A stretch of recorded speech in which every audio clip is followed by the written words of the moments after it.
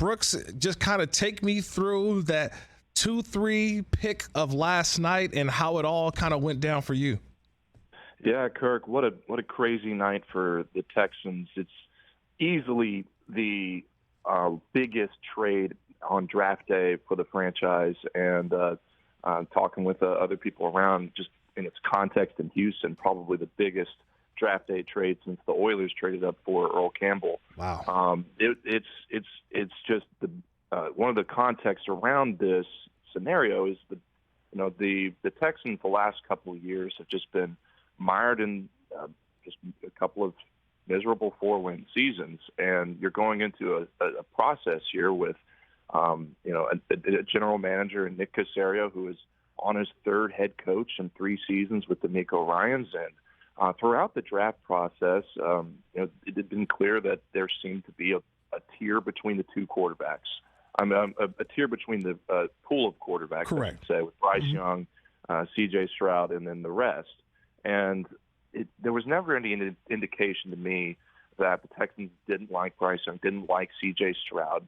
It appeared to be just a matter of who was available. So going into the draft, it was really between me and my beat partner, Jonathan Alexander. There had been information we had gathered throughout the week prior that there was more information being gathered about C.J. Stroud leading up to the draft. Nick Caserio said last night that that's what they had done. They went all the way up to the all the way up until the draft day, making their decision about Stroud.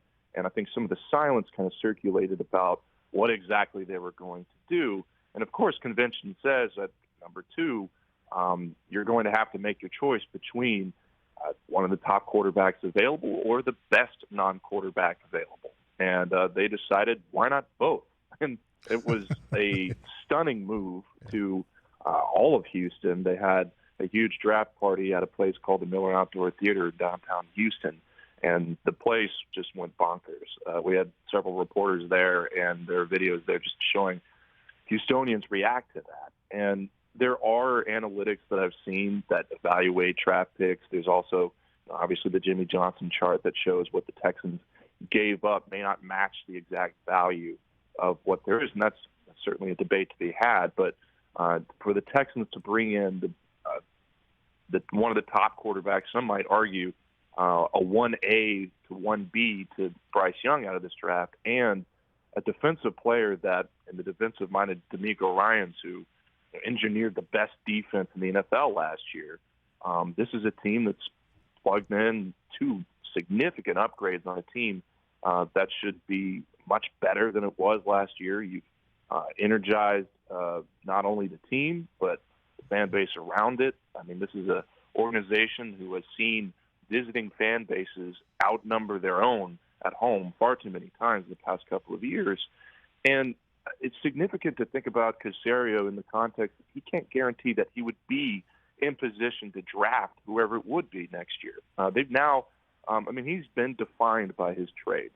I mean, the Deshaun Watson trade was the biggest thing about his career, right, and it gave him 3 more first-round picks among the 6 that they returned from the Browns. And by expending pretty much all of them at this point, he's accelerated the expectation for the return on his investment. So this is a big move, and we'll see how this works out as in history, depending on how much it goes. But for now, I asked Nick Caserio why he was comfortable pulling the trigger on that trade in this context, using those picks. And so, well, you can acquire you can acquire draft picks all you want, and then you just have to decide how to use them. They're just as much trade assets as they are draft picks. So this is these are 2 players that they had conviction on, and of course Will Anderson was the one they traded for. But that's how it all went down. Catch the Rich Eisen Show every single day on the Roku channel, 12 to 3 Eastern, for free.